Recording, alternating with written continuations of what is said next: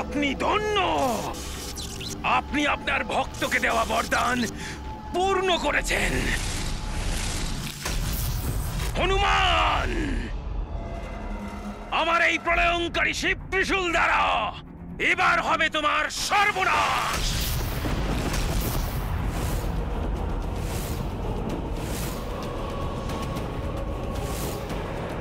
হনুমান, আমার এই প্রলয়ঙ্কারী শিব ত্রিশূলের থেকে এবার না তো তুমি বাঁচতে পারবে, না বাঁচবে তোমার রামের সেনা। শম্ভু!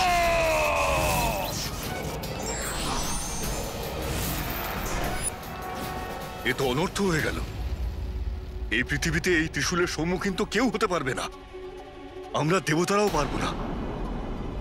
জানি না কি ঘটতে চলেছে। এটা শিব ত্রিশূল।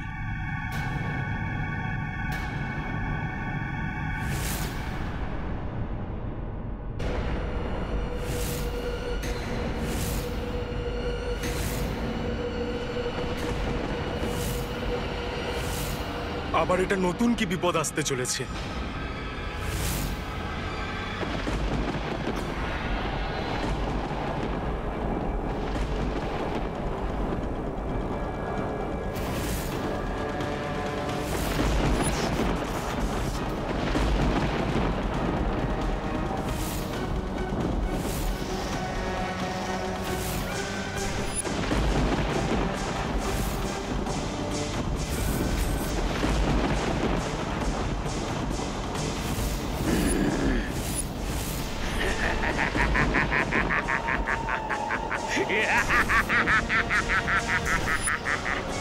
বিদ্যুৎমালী মহাদেবের ত্রিশূল হাতে?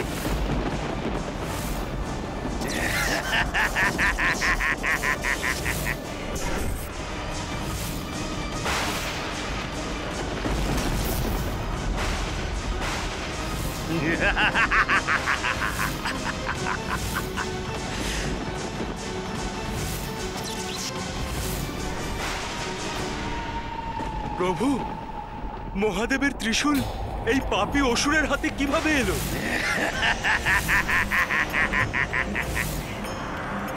মহাদেব শিবের ত্রিশূল? এই সেই ত্রিশূল, মহাদেবের প্রচন্ড প্রলয়ঙ্কারী ত্রিশূল, যেটাকে আমি বরদান হিসেবে লাভ করেছি। বরদান হিসেবে।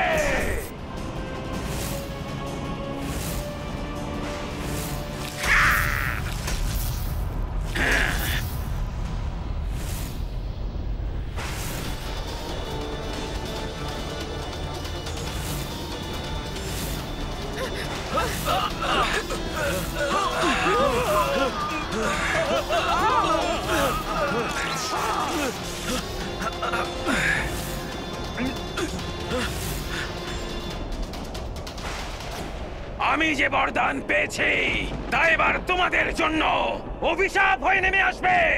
অভিশাপ! মহাদেবের এই ত্রিশূলের বিধ্বংসী শক্তিকে আটকানোর ক্ষমতা সংসারে কারোর কাছেই নেই, কারোর কাছেই নেই। তোমার এই অপার শক্তিও এর সামনে নগণ্য। হনুমান, একদম নগণ্য।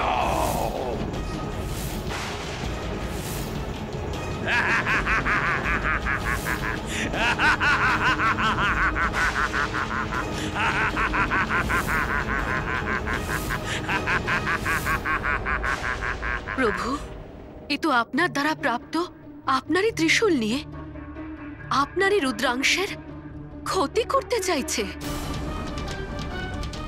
এর পরিণাম যা কিছু হতে পারে দেবী, এটা শুধু হনুমানেরই নয়, এটা আমাদের ত্রিদেব এবং অন্য দেবতাদেরও পরীক্ষার মুহূর্ত, যারা অসুরদের কঠোর তপস্যার ফল দান করতে বাধ্য। এবার আমি সত্যিকারের আনন্দিত হব। সম্পূর্ণ হবে প্রতিশোধ রাক্ষস যোদ্ধাদের সংহারের। নষ্ট ভ্রষ্ট হয়ে যাবে ওই রাম সেনা, পণ্ড হয়ে যাবে ওই রামের অশ্বমেধ যজ্ঞ, আর সংহার হবে এই বানর হনুমান।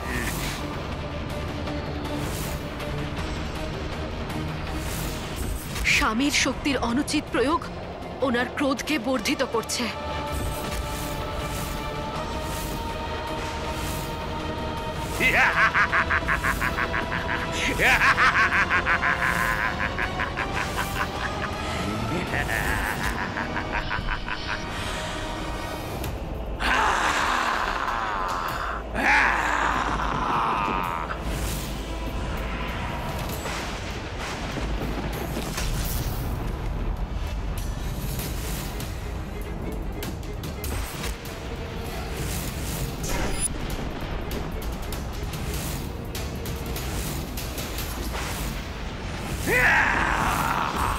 এই নাও হনুমান, সামলাও।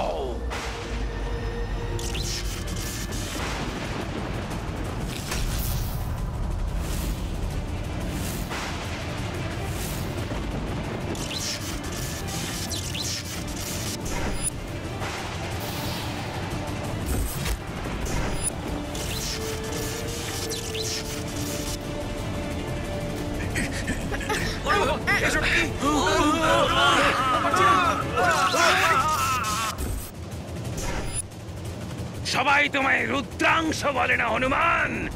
তাহলে নাও, সামলাও এই রুদ্র অস্ত্রকে। ধর্মের শক্তি ওর পথ করে দেবে, বিজয়ী হবে রাক্ষস চিন্তা, রাক্ষসী ভাবনার হবে বিস্তার।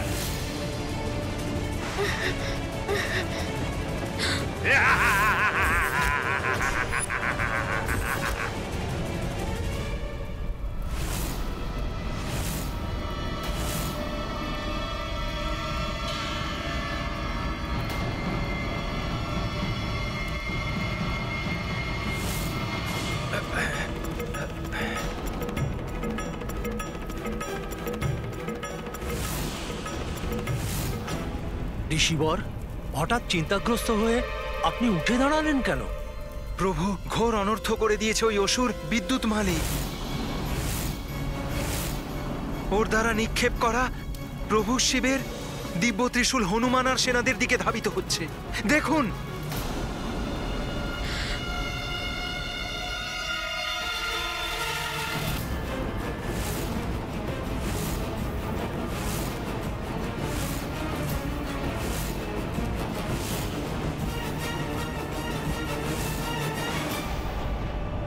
ভীষণ বায়ু প্রবাহ চলছে, আমাদের টেনে নিয়ে যাচ্ছে। আমাদেরকে টেনে নিয়ে যাচ্ছে, আমরা নিজেদের সামলাতে পারছি না।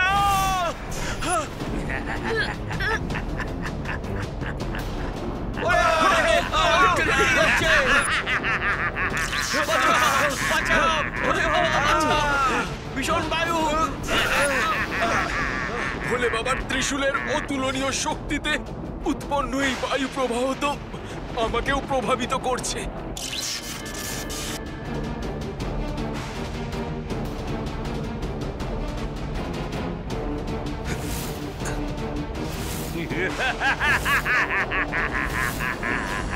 পুত্র পুষ্কর, যাই হয়ে যাক না কেন, আমাদের কর্তব্যের উপর অবিচল থাকতে হবে। হ্যাঁ কাকা, নিজেদের এবং যজ্ঞের অশ্ব সুরক্ষা করতে হবে আমাদের। কিন্তু কিভাবে নিজেদেরকে রক্ষা করব?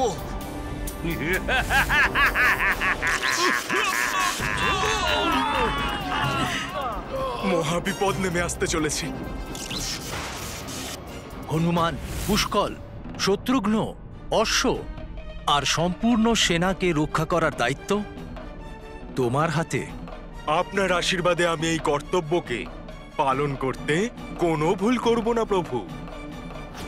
এই মহাবিপদের সম্মুখীন হব আমি, মহাদেবের ত্রিশূলের প্রহারও সহ্য করে নেব, কিন্তু প্রভু শ্রীরামের যজ্ঞের অশ্ব আর সেনার কোনো ক্ষতি হতে দেব না।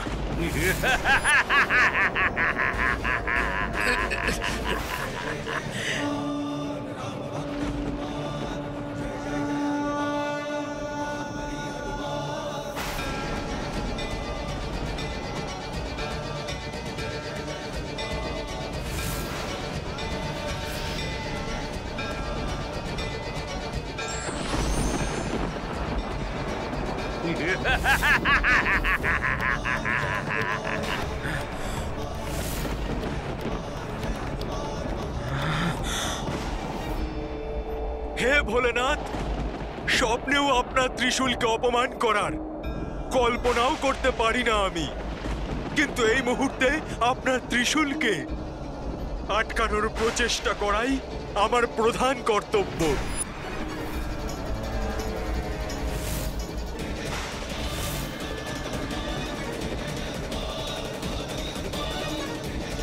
প্রভু শ্রীরামকে যে প্রতিশ্রুতি আমি দিয়েছি তা নিজের প্রাণ দিয়েও রক্ষা করব আমি।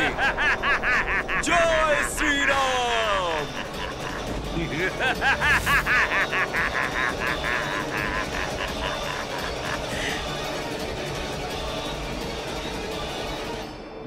আনন্দিত, অত্যন্ত আনন্দিত আমি।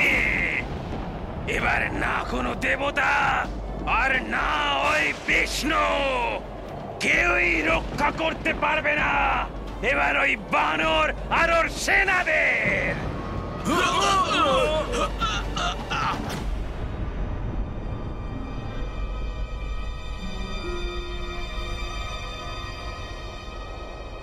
নারায়ণ নারায়ণ। হে প্রভু, ব্রহ্মাণ্ডের সর্বশক্তিশালী অস্ত্র প্রচণ্ড শিব ত্রিশূলের শক্তি কেমন করে সহ্য করবে হনুমান? ওই পাপী বিদ্যুৎ মালিকের ত্রিশূল নিক্ষেপের অনুমতি কি করে দিলেন প্রভু মহাদেব? দেবর্ষি, ভগবানও নিজের কর্তব্যের কাছে দায়বদ্ধ। বরদান দেওয়া ভগবানের বৈশিষ্ট্যের মধ্যে পড়ে, কিন্তু ওই বরদানের প্রয়োগ কে বরদান পাচ্ছে তার উপরে নির্ভর করে। বিদ্যুৎ মালিকে প্রভাবিত করা মহাদেবের নিয়ন্ত্রণে নেই। উনি তো স্বয়ং বরদান দিয়ে অনুতপ্ত।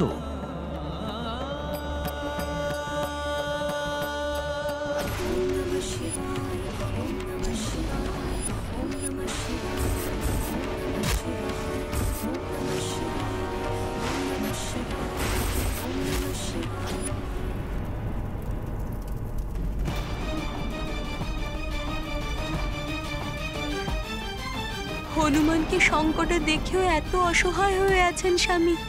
ওনার এই অসহায় অবস্থায় ক্রোধে রূপান্তরিত হচ্ছে।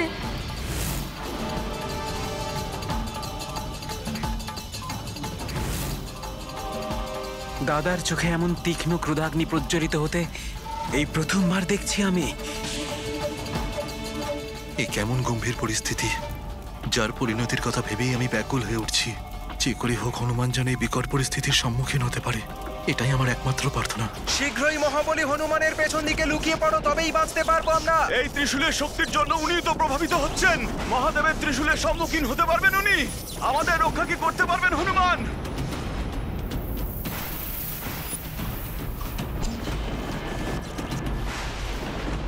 রাম কার্য কিছুতেই অসম্পূর্ণ হতে দিতে পারি না আমরা। উনি অবশ্যই আমাদের রক্ষা করবেন।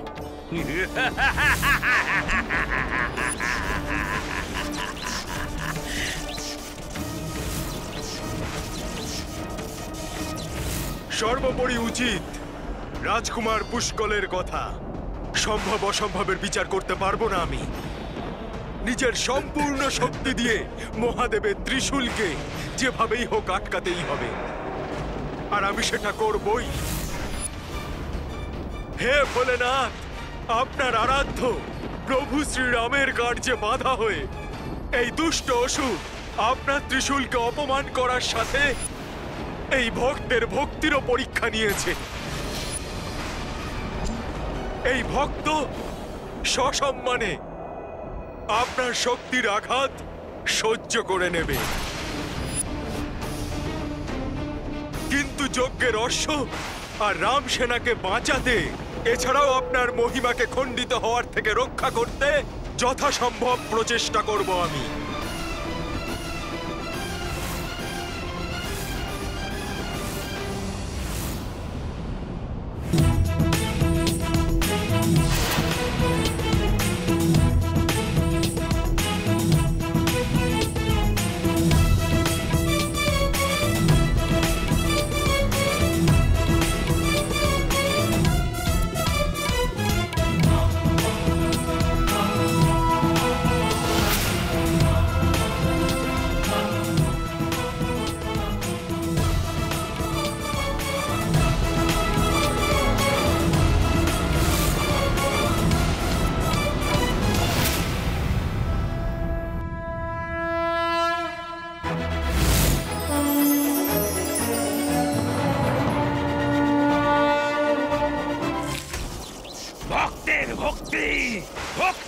শক্তি সবই নিরর্থক হয়ে যাবে আজ। বানর, আর বেশিক্ষণ তুমি নিজের আর এই সৈন্যদের মৃত্যু আটকাতে পারবে না। মহাদিব্য অস্ত্র আর সেনাদের মাঝে উচিত দূরত্ব তৈরি করে সেনাদের রক্ষা করব আমি।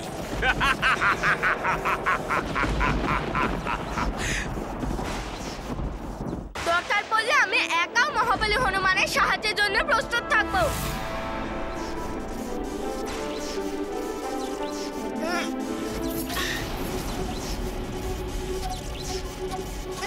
রাজকুমার পুষ্কল, আমি তোমাকে দিব্যি দিচ্ছি, তুমি বা অন্য কেউ সামনে এগিয়ে যাবে না।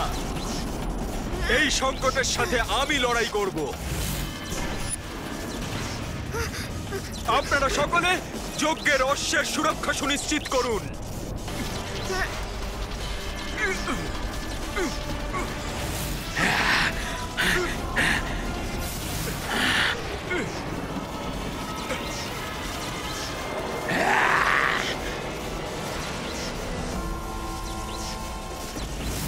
আপনি আমার দিব্যকুণ্ডল আর কণ্ঠহার দেখতে পাচ্ছেন, কিন্তু জগতে শুধুমাত্র 3 জন ব্যক্তি সেটা দেখতে পারবেন।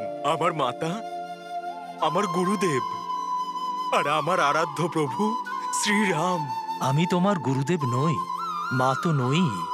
প্রভু, আমার প্রভু শ্রীরাম শেষ পর্যন্ত এই ব্যাকুল চক্ষুদয়কে নিজের দর্শন দিলেন। প্রভু, যার সাথে প্রভু শ্রীরাম রয়েছেন তার কাছে কি সম্ভব আর কি বা অসম্ভব। তুমি নিজের জীবন তুচ্ছ করে আমাকে, লক্ষণকে আর সম্পূর্ণ রঘুকুলকে ধ্বংস হওয়া থেকে বাঁচিয়েছো। কত দেবতা, ঋষিমুনি বা কোনো যোদ্ধাও আমার এত বড় উপকার করে আমাকে ঋণী করে তোলেনি।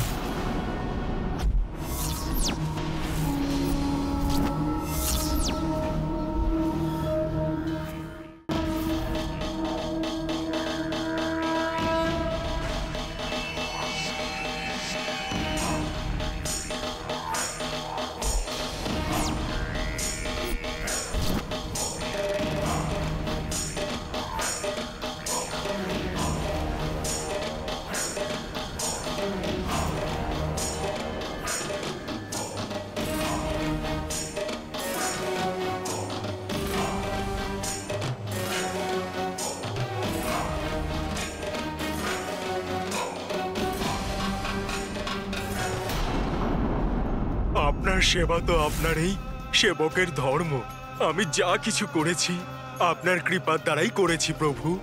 যাই বলো হনুমান, আমি তোমার কাছে ঋণী, আর ঋণী হওয়া সত্ত্বেও তোমাকে দেওয়ার মতো আমার কাছে কিছুই নেই, শুধু তোমাকে উষ্ণ আলিঙ্গন করা ছাড়া। আপনি তো এই নিরাশার অন্ধকারে আপনার বাণী দিয়ে আশার দীপ জ্বালিয়েছেন, আর যেই দিব্য শক্তি মহাবিনাশ হওয়া থেকে রক্ষা করলো সে আর কেউ নয়, সে হলো মহাবলী হনুমান।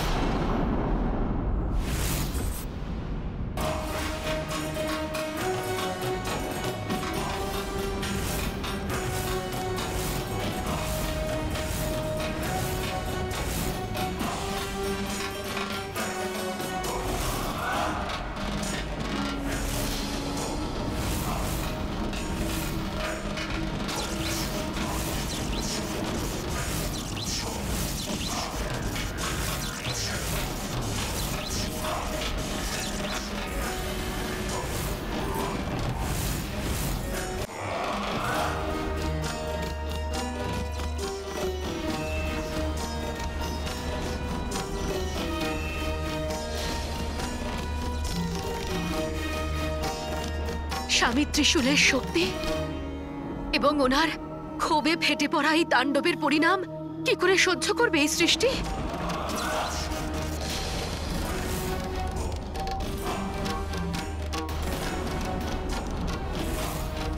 হনুমান, তুমি লক্ষণ আর সমস্ত সেনার উপকারের জন্য যে কঠিন কার্য করেছো, সেই জন্য পুরস্কার স্বরূপ আমি তোমাকে উষ্ণ আলিঙ্গন করব। দেখুন প্রভু, এটাই হচ্ছে আমার একমাত্র সত্য।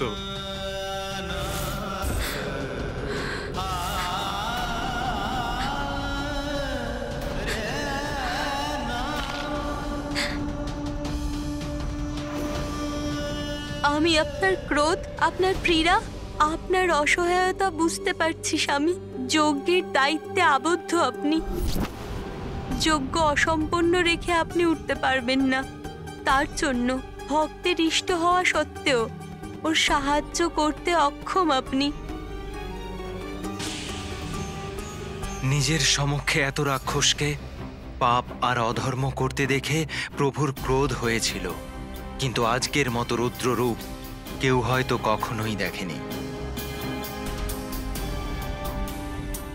মহারাজ রামকে নিজের ক্রোধকে সামলাতেই হবে।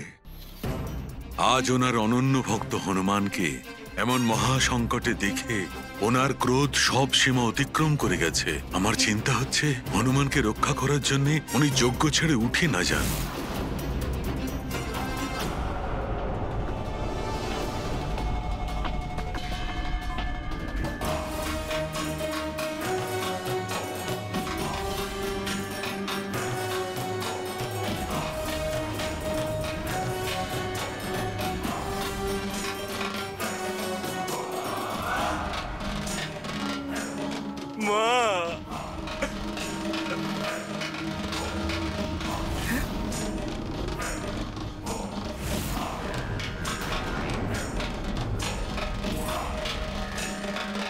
পরিস্থিতি যতই প্রতিকূল আর কঠিন হোক, আমাদের অন্তিম শ্বাস পর্যন্ত সাহসের সঙ্গে তার মুখোমুখি হওয়া উচিত। For more updates, subscribe to our channel, click the show links and enjoy watching the videos.